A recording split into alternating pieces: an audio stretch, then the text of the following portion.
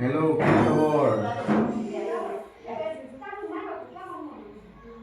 Hello, আমি ভালো আছি। তুমি কেমন আছো?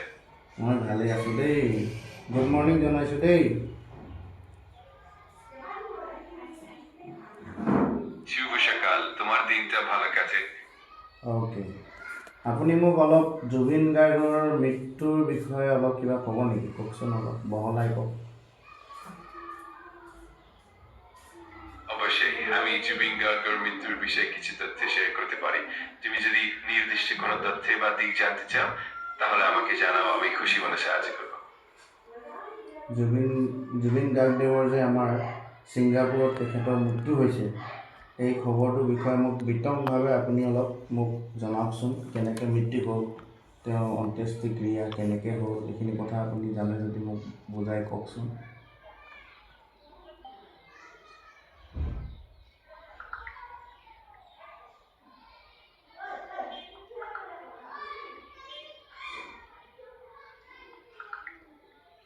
জুবিন গার্গের সিঙ্গাপুরের বাণিজ্যিক মৃত্যু ঘটেছে আর কোনো বিষক্রিয়া বা ষড়যন্ত্রের প্রমাণ পোৱা গৈছে না। অসমত বিভিন্ন ঠাইতে তেওঁৰ অন্তিম অনুষ্ঠান অনুষ্ঠিত হৈছে আৰু পৰিয়াল আৰু অনুৰাগীসকলে তেওঁক শ্ৰদ্ধা জ্ঞাপন কৰিছে। তেওঁৰ সংগীত আৰু সাংস্কৃতিক অৱদান অসমীয়া সংস্কৃতিত উল্লেখযোগ্য ভূমিকা পালন কৰিছে। হয় ভাল লাগিলে জুবিন দাৰ কেইটামান পপুলাৰ গান আপুনি ক'ব পাৰিব নেকি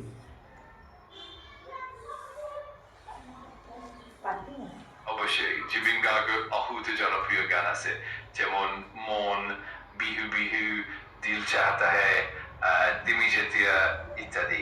এই গানগুলোর প্রত্যেকটাই অসমীয়া সঙ্গীত জগতে অতি জনপ্রিয় এবং প্রিয়। বঢ়িয়া জুবিন গাৰ্গদেৱৰ এটা একদম পপুলাৰ চং তেওঁ মৃত্যুৰ সময়ত তেওঁ ওচৰতে বহি এটা গান গাব কৈছিলে সেই গানটোৰ নাম ক'ব পাৰিব নে আপুনি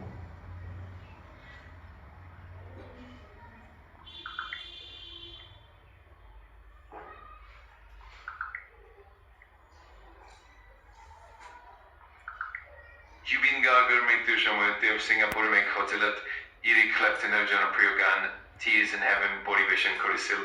এই গানটি তেওঁৰ মৃত্যুৰ আগে গোয়া হয়েছিল, যাৰ মাধ্যমে তিনি সেই সময়েৰ এক বিশেষ মুহূৰ্ত সৃষ্টি কৰেছিল।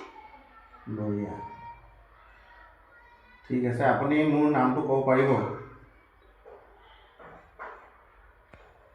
অবশ্যই আমি আনন্দে তোমাকে গানটির নাম জানাবো। সেই গানের নাম হল টিয়ার্স ইন হেভেন। এই গানটি তৎকালীন সময়তে খুবই হৃদয়স্পর্শী ছিল আর জুবিন গার্গ এরিক ক্ল্যাপটনের এই গানটি গাইছিলেন। ওকে ভাল লাগিলে কথা পাতি আপোনাৰ লগত আজিৰ বাবে ইমানেই ধন্যবাদ